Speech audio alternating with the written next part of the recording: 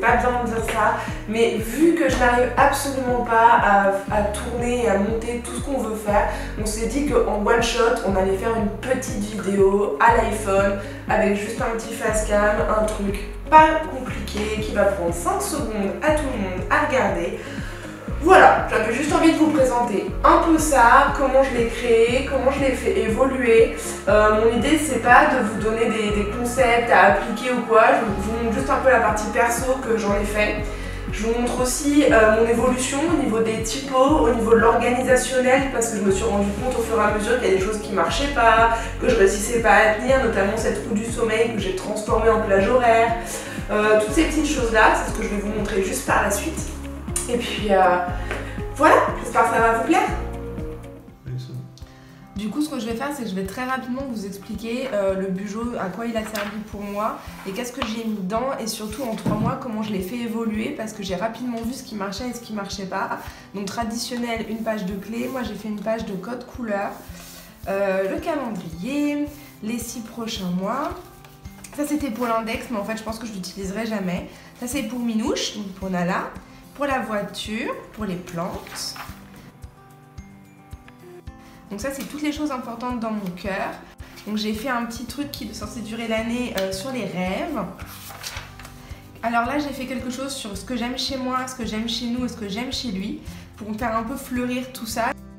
Donc là c'est à découvrir pour l'année, donc des restos à tester, des recettes, des livres à lire. On a fait une petite bibliothèque pareil qu'on a littéralement pompé du bouquin que je vous montrerai.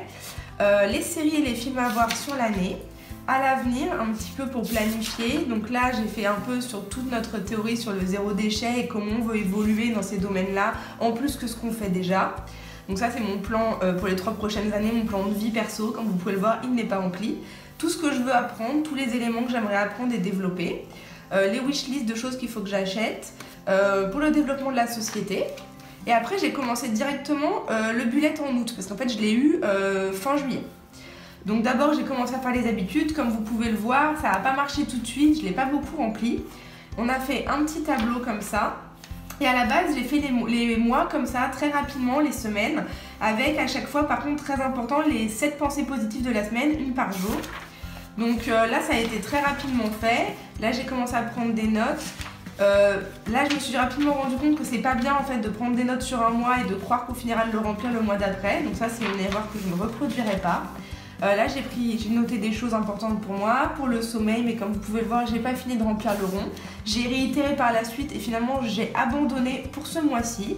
Là j'ai fait une petite prise de notes sur des huiles essentielles pour me rappeler certaines choses que j'utilisais au préalable il y a longtemps. J'essaye de faire très vite, là je vais vous passer très rapidement septembre. Donc sur septembre, on avait fait le thème coquelicot qui était un peu plus poussé que celui d'août. Là j'ai très bien rempli mes habitudes, je les ai remplies tous les jours, le calendrier aussi. Le zéro dépense est un pur échec. Le sommeil, à part 1 ou 2 jours où j'ai oublié de remplir, j'ai tout fait. La roue, finalement je l'ai jamais fini. Par contre j'ai rempli tous les médicaments, notamment la mélatonine, ou quand je fais des cauchemars, la fatigue, si je prends des somnifères, parce que je pense que c'est un secret pour personne, je ne dors pas beaucoup parce que je suis insomniaque. Là j'ai travaillé autour du cycle féminin, je pense que c'est très important et c'est aussi l'intérêt d'un Bujo de pouvoir bosser là-dessus. Un petit peu les idées du mois. Et là après mon mois était divisé très rapidement, juste les chiffres, les jours, et toujours mon soleil qui illustre un peu ma vie et les pensées positives que j'essaye d'avoir chaque jour. Donc là je commençais un peu à remplir, il y avait beaucoup de choses qui débordaient, là ici ça rentrait plus les pensées positives. Et là ça a commencé à être la décadence où j'avais besoin de noter beaucoup de choses, beaucoup d'éléments, les pensées positives, il n'y avait pas suffisamment de place. Là j'ai commencé à faire une petite to-do pour le mois. Comme vous pouvez le voir, j'ai essayé un petit peu de m'entraîner à faire une meilleure calligraphie. J'espère que ça vous plaît. Là j'ai noté un peu tous mes titres d'articles à venir, tout ce que je veux faire parce qu'on voudrait faire un e-shop. Là tout ce que j'ai fait pour bosser sur un event, les ateliers qu'on est en train de développer pour le local, tous les rêves d'automne et tout ce que vous m'avez donné comme idée, toutes les idées que moi je voudrais vous développer et les articles que je veux vous faire pour l'automne. Tout ça c'est tous vos retours sur les soins cheveux pour l'automne, donc là j'ai tout relisté pour pouvoir vous en parler.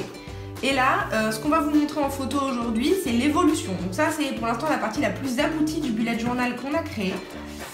Minouche, tu viens? Donc là, on a fait un petit setup joli pour octobre. Bon, elle adore les bullet journaux, je crois, Nala.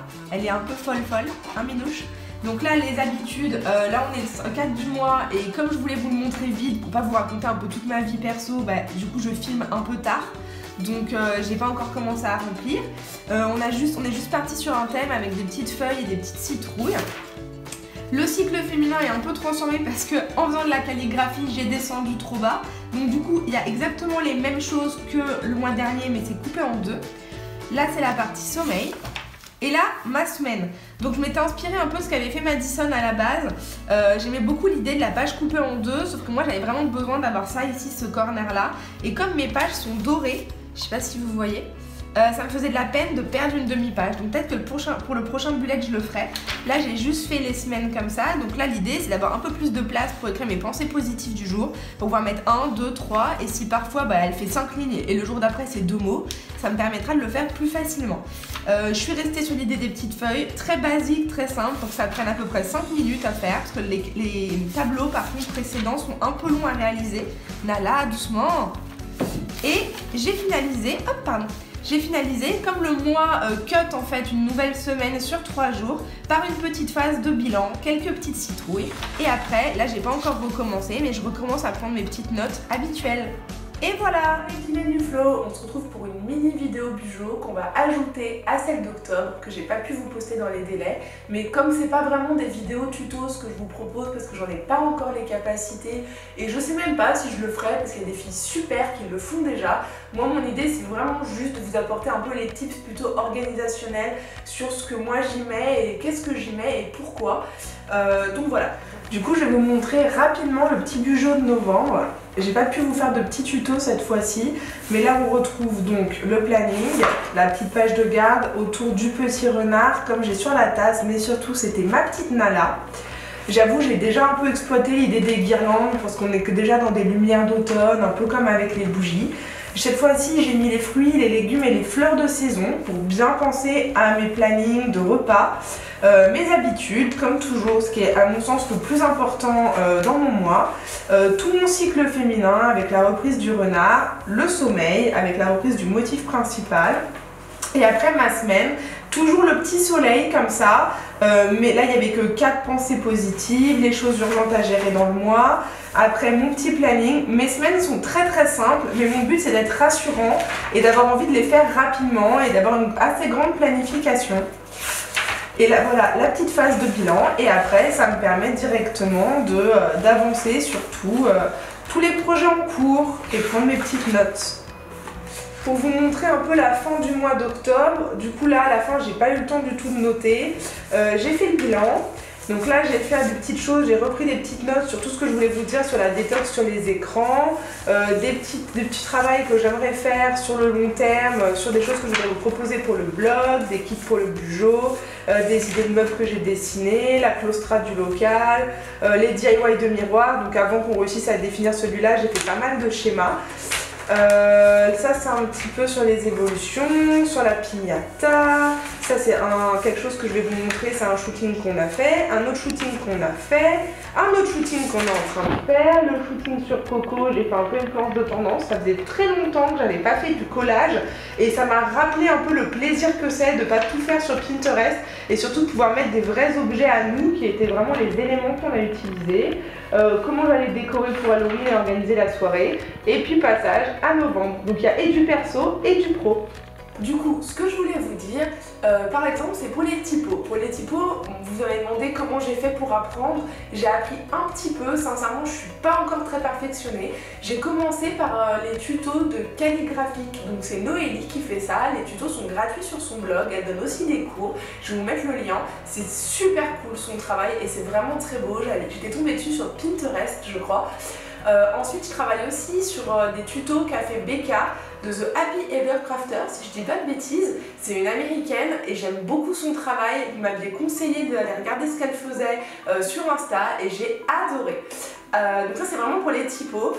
Après, bien sûr, évidemment, j'ai oublié de vous dire Amélie, de Amélie Workshop, parce qu'elle est juste trop talentueuse et j'adore ce qu'elle fait.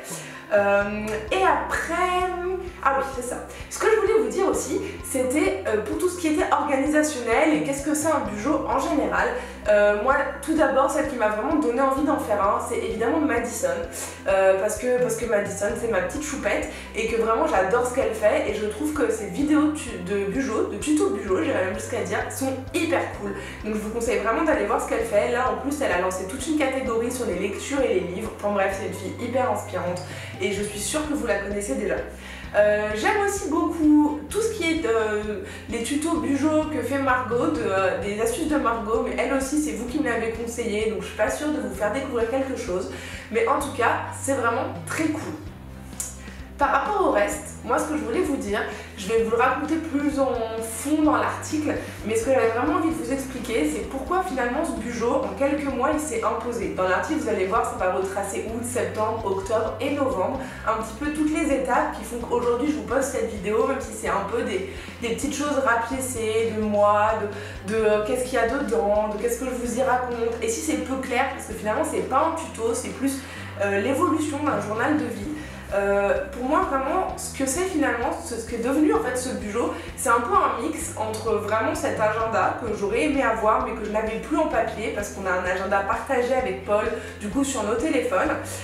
C'est plus en fait un livre de développement personnel. Pour moi le développement personnel c'était pas un truc de secte, j'irais pas jusque là bien sûr, mais c'était quelque chose qui à mon sens était difficile à atteindre. Il fallait peut-être avoir quelque chose de plus calme dans sa vie, peut-être avoir atteint une plénitude de vie, être peut-être plus heureux déjà pour pouvoir commencer à le faire. Parce que ça regroupe tout et rien finalement, le développement personnel, ça peut être juste prendre du plaisir pour soi, prendre du temps pour développer des activités, apprendre des choses, faire de la lecture, faire de la méditation, du yoga, la Miracle Morning, faire un bugeot. Enfin, le développement personnel c'est quelque chose de très large d'ailleurs, je sais pas ce que vous en pensez, mais à mon sens ça regroupe 1 million de choses et ça dépend surtout des gens. Ça peut être aussi faire de la cuisine.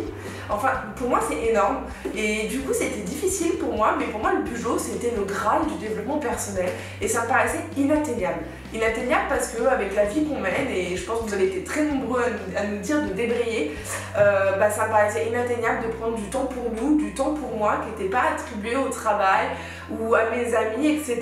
Et ça faisait des années que je ne m'étais pas posée pour faire des choses qui étaient vraiment pour moi et c'est voilà, vraiment devenu ça, c'est vraiment devenu un recueil de comment développer mon organisationnel au quotidien et perso et pro et aussi toutes les inspirations. D'habitude je prends toutes mes notes à l'ordi pour plein de raisons, je vous ai déjà cité notamment le fait que j'ai eu des petites déficiences et que dorénavant j'écris très mal à la main et ce qui fait que j'ai fait un peu des carnets de réécriture, je vous mettrai le lien parce que vous me l'avez aussi demandé, des réécritures juste pour écrire, donc pas pour de la calligraphie.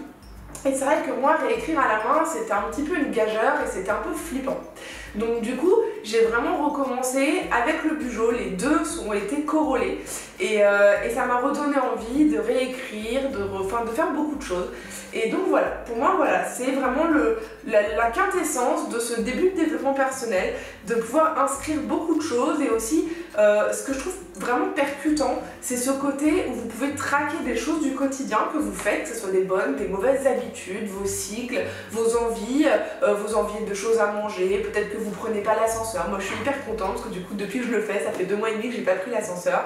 Enfin plein de petites choses comme ça vous permet de le renseigner et de garder une trace que peut-être vous ne vous souviendrez pas sinon au quotidien. Enfin tout ça pour vous dire que pour moi c'est vraiment ça l'évolution du bugeot. C'est certes un agenda professionnel, mais souvent dans une entreprise ou dans une collectivité, vous aurez besoin d'avoir un agenda partagé qui aujourd'hui passe encore par l'électronique. Et du coup ça serait peut-être un peu votre agenda un peu plus perso sur ce que vous allez faire, vos sorties, peut-être pas tous les rendez-vous, peut-être pas tout, ou alors peut-être des pages plus grandes que celles que moi j'y ai attribuées. En tout cas voilà, moi mon idée c'est que le bugeot c'est le début du développement personnel. Enfin bref, j'ai hâte de savoir ce que vous en pensez.